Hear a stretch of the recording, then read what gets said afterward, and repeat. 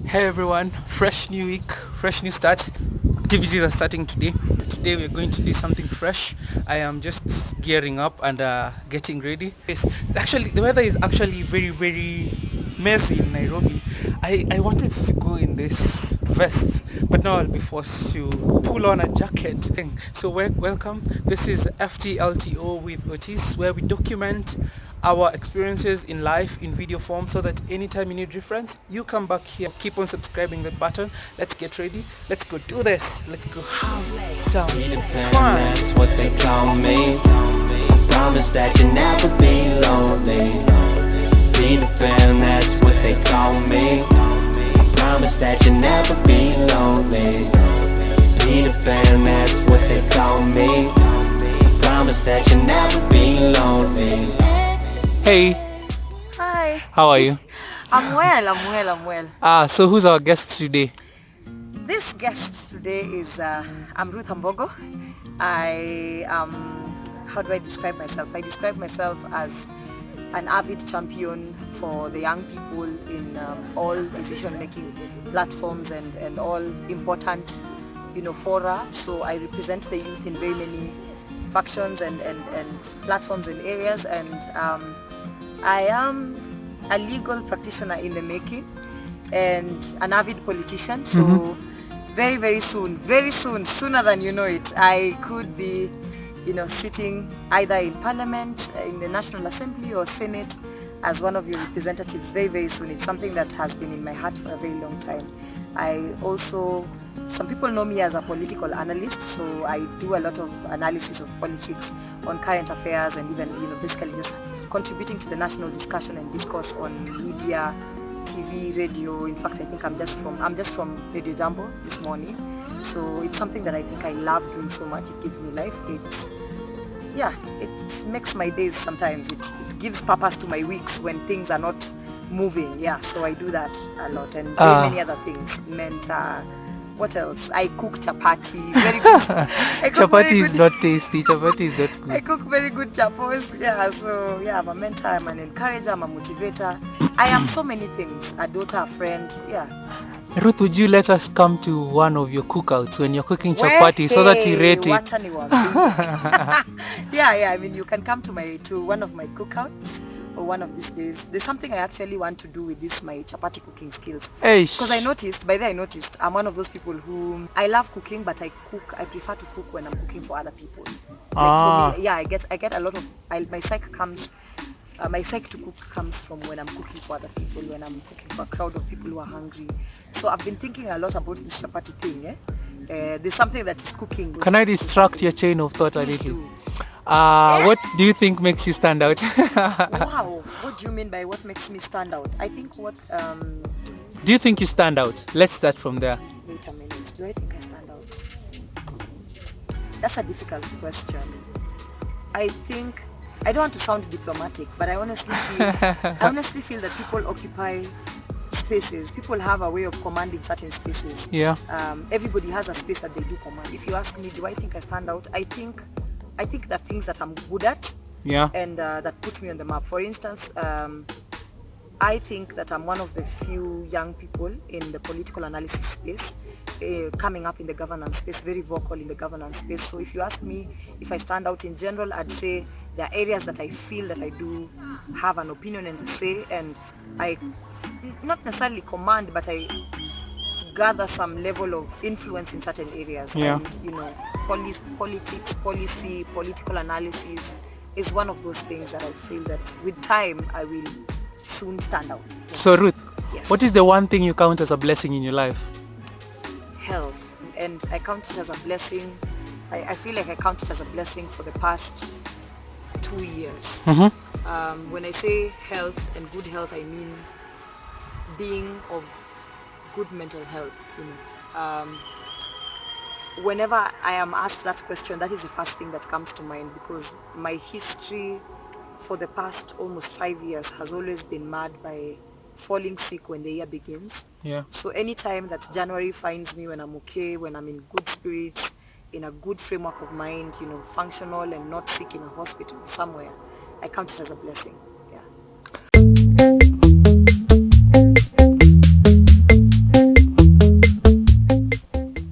Ruth, at any point in your life, do you ever feel like you have any form of mental pressure or anything? Because it's not talked about so much. I think earlier I had mentioned that for me, the greatest, what I believe is my greatest blessing at the moment is good health and good mental health for that matter. And there's a place where this comes from. In 2015, I first fell sick. I fell sick for the first time in 2015. And I'm talking about sick that is related to the topic that we're talking about, mental health. If you have come across, articles about my life, you'd probably notice that or learn that I had a very difficult teenagehood. I didn't grow up knowing my biological father, and when he later came into my life and decided that he was going to take care of me, because my mom's side of the family is actually a very humble background, very, very, very, very humble background, and again, that's one of the reasons why I work so hard. So when my dad finally came into my life, I was in high school at the time, and he was gonna take care of my high school fees and take care of me, but things didn't end up turning out as I had expected. I had a stepmom, and some of you who have had experiences with stepmoms, you would know what I'm talking about without necessarily me having to go into details. But yes, so that short period of time that I lived with him was quite a tough season of my life. It ended with, like they said, it ended in tears. Tears. It ended in a lot of tears. My father at some point rejected me, kicked me out of his house, not once, not twice, saying a lot of things that later on haunted me, saying I'm not his child, saying I would amount to nothing, saying how stupid I was, he didn't even know. I usually remember his speech word for word. I remember him saying, wewe ni mjinga sana, hata sijawahi zaa mtoto mjinga kama wewe. In fact, you will amount to nothing. Yes, you will amount to nothing. Your education will come to nothing. And, pack your things and leave. And that was the first time, and there was a second time, and there was a third time when I would be kicked out and come back and, kicked out again. And I didn't have an avenue or a safe space to let out or to speak about my feelings. And for me, some of the questions that were going through my mind during that season or that period was, what is it that I did? Kwani nini nimekosea wapi? Tough questions running through my mind, but I never had a safe space to open up to. So I grew up with a lot of bitterness and pain in my heart, and swore to myself that I would disprove my father. At the time I was doing very poorly in high school, and maybe that would have been one of the reasons as to why he spoke the way he did. And for me, I vowed and pledged, that I would do as well as I can in life later on. And I ended up living up to my expectations, joined law school, got 100% scholarship to do law school. Started out and was doing very well, first year, second year, top of my class, brilliant student. And then, Aliza does, I don't know, top of my class, first year, second year. And then something just changed dramatically when I was in my, I was in my second year, first semester. That was in January, if I'm not, first year, second year, second semester. January 2015, I had my first breakdown, and I was hospitalized. I came out, stayed out of hospital for like 3 weeks, went back to hospital again, got a very disappointing diagnosis, which I might not want to talk about now, but what is of importance here to me is that after I went to hospital the second time, I went through a period of depression for like about 5-6 months. Your life literally crashes and crumbles, and then interestingly there's no one to support you, no one to look out for you. And at the time I think I had started being quite a name on social media, and quite a number of people had begun knowing me at the time. Yeah. But then here you are, you're sick, you're going through depression, you lose a huge number of people you thought were your friends, and your life completely crashes down. And then for me, and that was not the only time I went through depression, because I fell sick again in 2017 January, went through an entire 6 months of depression again. And all these times that I'm talking about falling sick and getting into seasons of depression, I mean times when I'm now out of school. I can't I cannot perform, I cannot function. And I think for me, one of the hardest things would be when you're going back to school and you once were this sharp student, top of your class. And by top of my class, I mean out of 140 students at Strathmore Law School, you're number 5, Yeah. with a clean A, and that's not something that's so easy to get at Strathmore.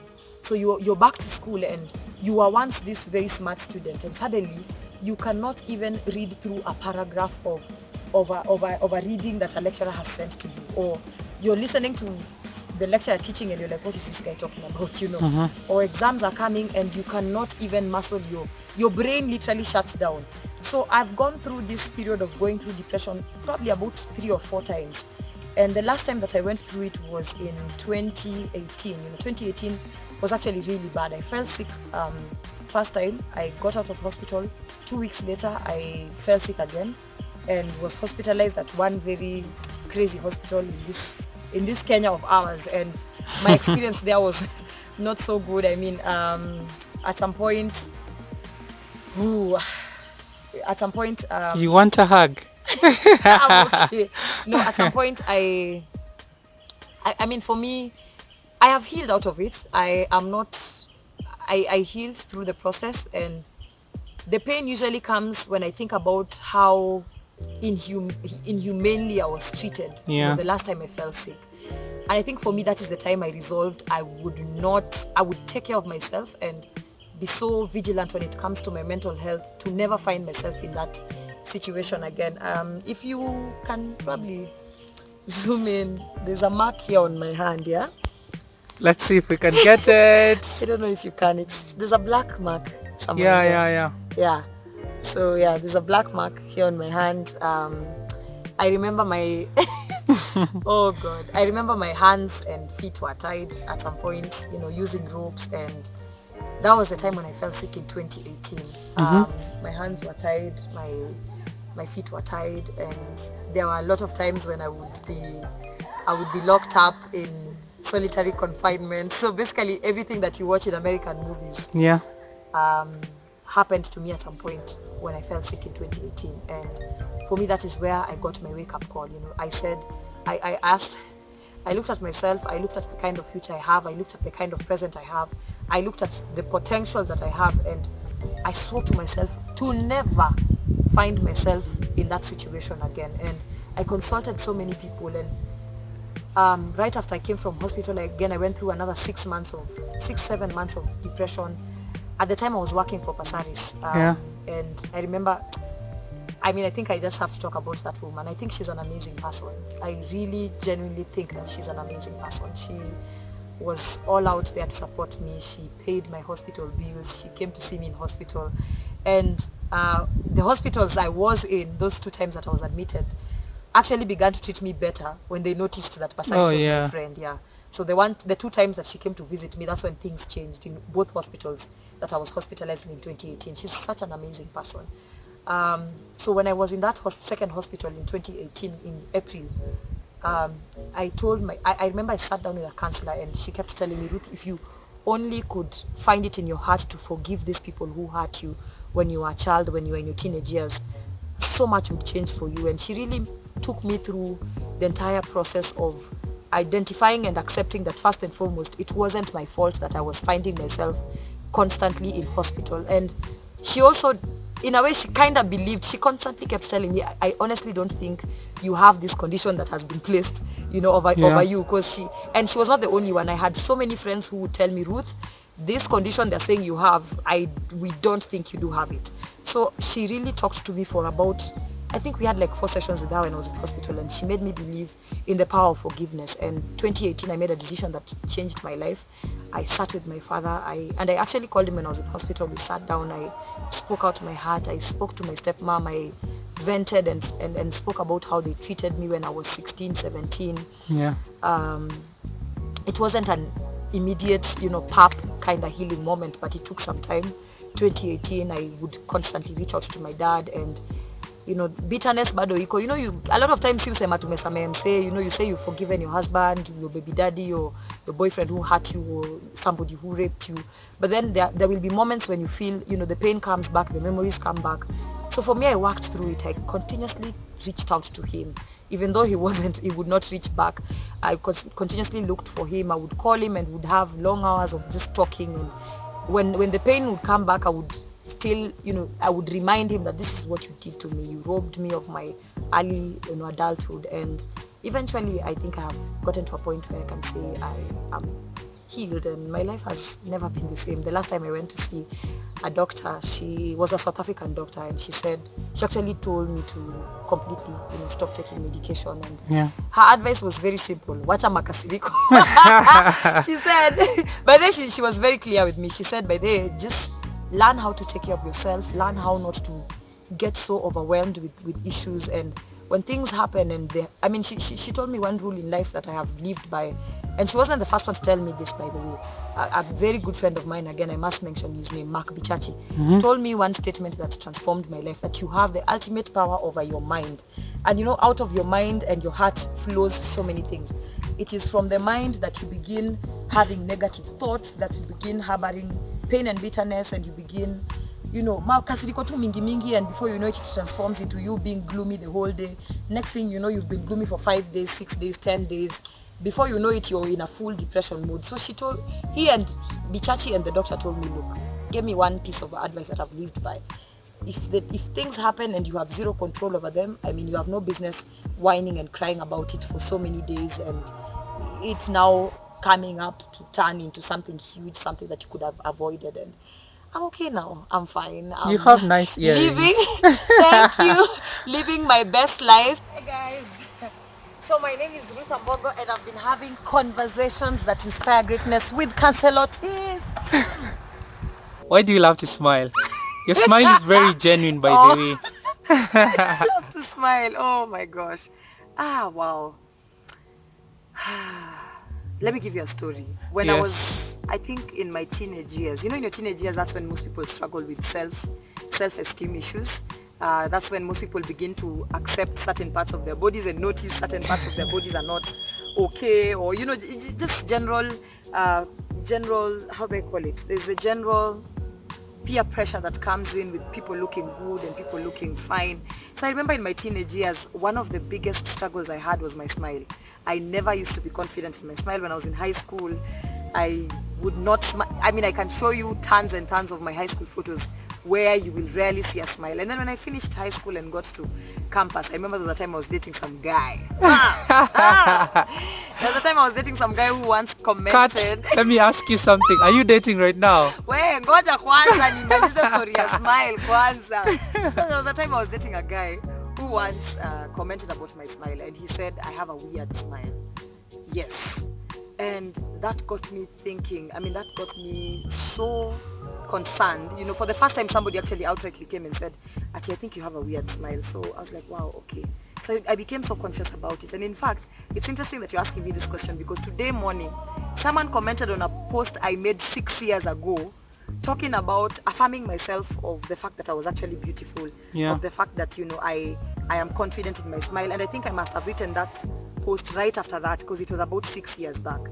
And after thinking about it, and it really bothered me for a while, I would be so uncomfortable smiling around people. Then one day I looked at my smile and I was like, I started practicing smiling on my before in front of my mirror, not necessarily practicing to get better, but wondering, Kwani, how weird is this smile of mine? So I think after some time I realized that this actually seems to be the best part of my physique. I think if you ask me what's my favorite part of my body, it's is a smile part of a body or what? Yeah, it's your body, it's your mouth. My smile turns out to be the most favorite part of my body. One time last year, of course I constantly post selfies, but the moment I got confident of how I look when I smile, I now started doing a lot more selfies. And so one time I always post on my WhatsApp stories, and one guy one time wrote to me and said, you have no idea how much life your smile gives to me. And that's the moment I discovered that there is a power in a smile. That for some people, the only way they can get through you is, through your smile. I smile more often. I used to be a very serious person. Nilikuanga ule mse sura ngumu, kangumu, ati now you're a leader, you need to pose as a leader, you need to look like a leader. But then I discovered that when you constantly put on a serious face, you really lock out people out of your life, So for me, if there's one way that I get people to get comfortable around me, to get to know me, to get to feel free and easy, is through my smile. And yeah, you know, I don't say, hey. All right, all right, all right, all right.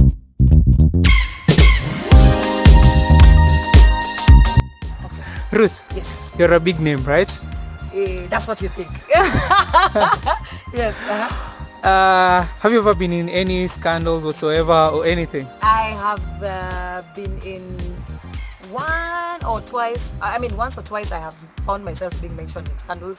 The first one was the famous Wilkins expose, Wilkins for the... which I am the one. Oh, by who the way, was- you don't follow me back on Twitter, and I followed you during that I'm so Wilkins sorry. time. Gosh, I will follow. Gosh, I'll follow. I had a lot of followers during that time, so it wasn't really a scandal per se, but it was an expose I was doing that was now turned around, and people, had their own versions of the story. Yeah. So I mean, good thing that came out of it is that I learned how to deal with trolls. Number two, I think I got a Twitter following of like 10,000 followers in Whoa. 2 days. Sunipe shout out na page yangu. I trended at number one. I trended at number one on Twitter for 2 days. Crazy time, by the way. It's not trending is not the best thing. Kama hauna roho ngumu. Yeah. Then I think the most recent one, which I find so funny, was towards the end of the year last year, like 2019 December, around April 31st, where you don't want to know what happened. So it was just in the middle of these Sarkozy dramas, and someone commented on one of those Sarkozy posts and then said something in Luo, to the effect that some 4 ladies, I will not mention the other 4, the other 3. So the person was saying, basically in Luo, and you know how it sounds in Luo. Yeah. So he or she was saying that, these four ladies need to tame their... It's 18 and over. You can say it as it is. These 4 ladies need to tame their clitoris. They sleep around with any man who has money. And if you have money, you can even sleep with them or fuck them under a tree. So yeah, we are under a tree. By the way. You have money? You have money? I plead the fifth. We are under a tree. You have money? I found it so hilarious, honestly. I found it so hilarious because, guys who know me saw it and laughed about it, and I also just laughed about it. I never commented on it. And yeah, I think for me, trolls have really, they've taught me how to be kukangumu, because if I want to join politics at some point, yeah, I'm going to be told all manner of things. And over and above these 2 scandals, every other time I'm on media, especially, when you're on media, they take captions and then they post on their social media platforms. I always get insulted each and every other time I'm on media. And sometimes even on radio, I don't mean insulted, but people say some comments that are not so nice, that are not so desirable when you're talking on media, on radio, and even sometimes your fellow panelists, especially when you're on the same panel with male politicians, they try to say some things that might be so offensive, and you just have to learn how to fight back. So, thank you all, my haters. You're actually full of life. I have been having an amazing time. I hope you're not lying to these people. You've been having an amazing time. I have been having an amazing time, honestly. Actually, I should even put my face now. Important. So I think leaders should know that tables can turn on you any particular day. And when you're given an opportunity to stand and give reason, give the right reason, stand on the right side of things. And I think politicians think that sycophancy is what will sell you. Sycophancy is what will give you political clout. We have seen examples of independent politicians who, regardless of where they stand, today as we speak in this country of ours, we see examples of Senator Mutula Kilonzo, who, regardless of where he stands, he criticizes and says, I am in NASA, but NASA is doing the wrong thing. Sakaja, we've seen a lot of times standing up and saying, I am in Jubilee, but what Jubilee is doing right now is wrong. And even speaking on the floor of parliament, and sometimes even questioning the president and telling him, look, you cannot deal with the youth this way, you cannot deal with the population this way, because he understands that tomorrow he could be... Hey Ruth. Hi. How do you handle TV? There was a time when I would wake up very early in the morning or even the day before. Niko hapo nimesoma magazeti, nimewatch news. Like I've done my reading. I'm even looking at books and trying to get content. And I'd be so stressed the day before the interview. But I think these days I learned how to take it easy. Yeah. And by taking it easy, I learned that most of these things are all about having fundamental principles in your life. That there are some things that a non-negotiable, especially when it comes to governance. Just knowing what your stand is about corruption, knowing what your stand is about bad governance, knowing what your stand is about a leadership that is not inclusive, knowing what your stand is about fundamental issues that society stands for or believes in. And so anytime an interview comes, most of the times I've noticed these days, it's either we are talking about corruption, and I now have a permanent stand about corruption that does not judge, that does not discriminate on who you are, or, if today my father, my mother, my grandmother was mentioned in a scandal, I would actually stand and say, by the way, I condemn this. So knowing I have basic points or basic fundamental principles in my life, and the reason why I decided to take a basic fundamental stance in my life is so that 10 years, what happens with politicians, you do an interview 10 years ago, boss, 10 years later when you're running for a seat, someone just goes to KTN archives or Citizen archives and pull out to kaleka statement, can you ulisema kaleka reckless statement, and they use it against you. So for me, I've decided there are some principles that I will have in my life that are so fundamental regardless of where I am and which platform I am in, and who I engage with. So when I'm on media these days, I take it easy, and many times I try to ask myself, what is the ordinary citizen thinking? What's the ordinary mwananchi thinking? So I don't even watch news. One would think I actually watch news to prepare for the next because of you. Oh my gosh, Aki, I don't watch news. I'm just being very honest. I don't watch news because one would probably imagine that I probably watch news to prepare for the next day's episode or something like that. So these days I just wake up and show up. And so when you prepare for something, you have it in you permanently.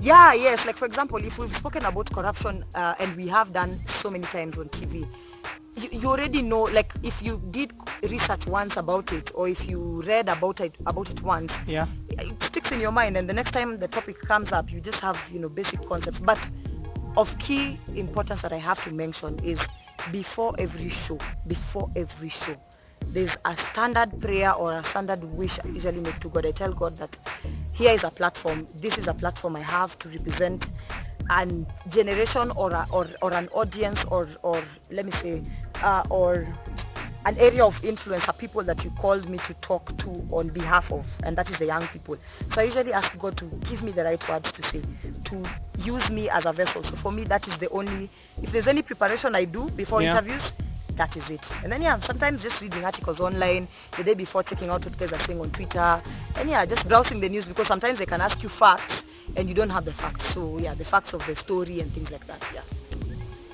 Ladies and gentlemen, my name is FTLTO. Welcome to my channel. I came out of the man cave and now I'm with all of you. Stay tuned next week. Mnajifanya ngapa mnanipenda na hata mwezi subscribe kwa channel yangu. Hey Ruth. Hi. Do we have a hobby? Yes. Which one is yours? I love dancing. I dance a lot. I love dancing, and dancing it's my way of winding down. So after a long week, I go out either once a week, maybe on a Friday, but most times on a Saturday.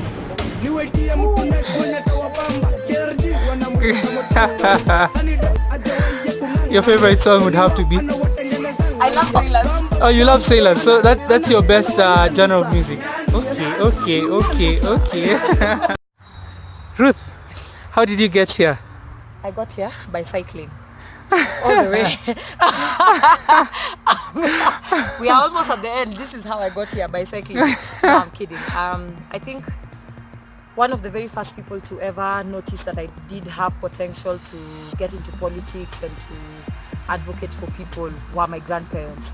My late grandfather would always watch news with me and point out people, work hard and be like Martha Karua, work hard and at some point get to the level that Gladys Boss Cholet is at, and my interest for politics began there, and leadership generally began there. And a good number of people have held my hand. I've had people who have worked with me, guys who've advised me. I've had senior lawyers work with me. I've had politicians, work with me and basically be with me throughout this journey. Some very notable people in my life that have transformed how I look at life and how I perceive leadership, for example, is one of the people I look up to seriously and transformed how I look at leadership is the late Otieno Kajwang. I think 48 hours before he died, or less than 48 hours before he passed on, I had a meeting with him. He was one of my mentors, and I had a meeting with him, and he told me something so profound that I have lived with for so long. He said something to the effect that if you have a vision, if you have something that you deeply desire at the bottom of your heart, something you truly want to do, change that you want to effect, don't look for 5 people to support you. Don't look for 20 people to buy into your vision. Don't look for 6 people to buy into your vision. Look for just one person.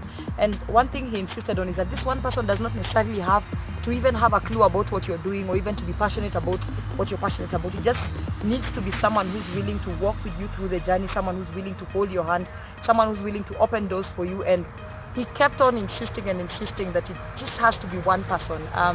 I've had amazing women who have walked with me. I've had low moments in my life, and these women have come through for me by way of advice, by way of holding my hand. At some point I remember I did not have a place to live, and one woman opened her doors for me to stay with her for about 3 months. And had people come through for me, guys come through for me when things are just at their worst. So for me, one of the critical lessons I've learned throughout my journey is that look for 1 or 2 people who will believe in your journey, who will hold your hands, people who will be willing to open doors that you yourself cannot open, open pathways that you yourself by your own effort would not be able to walk through.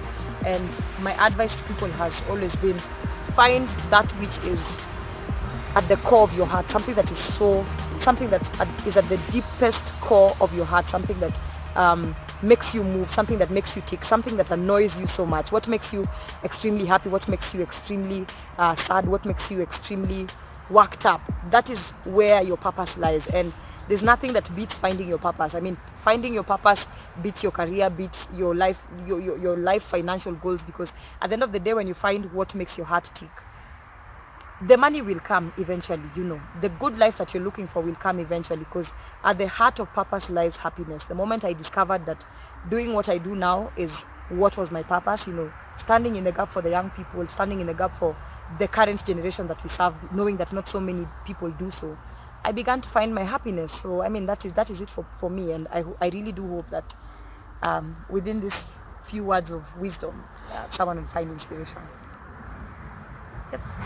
Now, Ruth, Yes. one last thing before we go. Will you say? Are you dating? Hey, ladies and gentlemen, the answer to that question, you have to tune in to the next episode. Tune in, subscribe to find out if I am dating. Thank you very much. Oh, as you can see, I'm actually having a wonderful time, a very good time. It's been amazing. I hope you're not lying to your followers. I am not lying to my followers. Ruth is my best guest this year. This is the best episode I have done. She is amazing. Utasema hivyo alafu really next week when you host someone else will be like, this is the best episode I've done again, No, but okay, all right. I am honored. To this point, this is my best episode, the best ever. And I can share your social media handles so that everyone can follow you and everything, right? And I think I just want to say you're doing an amazing job. And I mean, as I had mentioned earlier, you might not realize the impact of this, not only to yourself but to the people around you. There are guys I'm sure who watch this, and when somebody who would want to get something to inspire them, and someone's story that you probably featured or that you're yet to feature will be the one thing that will unlock that potential or that bucket of inspiration they need to begin acting or to begin doing what they do. And even for your own self, I mean, such are the things that we do that keep us alive, that keep us sane, that keep us going, and even get us to grow. So for me, I'd honestly encourage you to keep up the same energy, keep up the same vibe. And to be honest, Mimi Usema, just try as much as possible to have positive energy around you. Try as much as possible to radiate positive energy as well, for your own good. Keep it real, keep the energy up there, and just keep the motivation flowing. And you have no idea how many people's lives you're touching. You might be laughing around here with people, but there are people who will laugh, and in the real sense, when they sit down and watch these videos, they are immensely inspired. So thank you so much, and I honestly had an amazing time doing this. Tell them to subscribe. Please. Tafadhaliko watu wangu, please. Do us a favor, please. Just subscribe. musubscribe na mushare na mulike na Ruth, mfanye before we go, I have a kitu. question for Yes, you. Are you yes, yes. dating once again? Hallelujah. Bye guys, it was amazing having you. Hallelujah. Right, so thank you guys for keeping it figuring life out with Cancel Otis. Remember to subscribe, remember to like our video, share, comment. It's been very motivational. I have had an amazing time. Me Come to too. Karura and Me buy. too. Come to Karura Me with too. people as Yes, amazing as Ruth Ambogo. If these earrings are from one lady I have been supporting. Her name is Shienze. And Oh, I know Shienze. yes, she dresses me sometimes. Yeah. There's something I've been doing, and by the way, thanks for bringing up the earrings. There's something I've been doing lately. I have been trying to find ways of bringing together the young people to support each other. And Yeah, by you supporting came each to other, support I mean, me in my yes, channel. Thank here you. I am, Bless know? you. How will you interview Michelle Obama? Kabla will you interview? And maybe I'm even the one who has, her, Hey, yes, you're taking me to Michelle Obama. maybe I'm the one who has her contacts, Yeah. know. So I learned that I have generally, with my interaction with the political class and senior people and people who have been in the system and the deep state. Hey, I wouldn't say deep state. No. I mean people who really know how Nyinyi ndio cartel. the inner workings of the country. I have learned that every generation owes to itself the duty to support each other and form solid movements and associations. Yeah. And work together to grow. So I have been very passionate about supporting young people and young businesses. And so for a while, last year I've been working with Shienze. She does outfits. I've been promoting her brand, and she's been getting some good clients. And hey, can I forget to mention Married to Unique? They do my glasses, by the way. All of my beautiful, amazing glasses, and even my sunglasses, by the way, which are also lensed. Yeah. So if you have eye problems, you can actually get your sunglasses lensed there. So they do all my glasses, and I've also gotten them quite a number of clients, and you guys should visit them. Why I'm saying people should visit them is because they're young people and they're doing business, and if we don't support them, no one else will. Is the person on your chest as well? Yeah, I also promote Home 254. It's also a brand that is also run, and a business that is run by young people. They started it when they were still in campus. So for me, I say if there's nobody who's willing to be a brand ambassador for the youth of the amazing youth of this wonderful country, my God, I'm gonna be one. So you're just Kenya from head to toe. Kenya head to toe. Yes.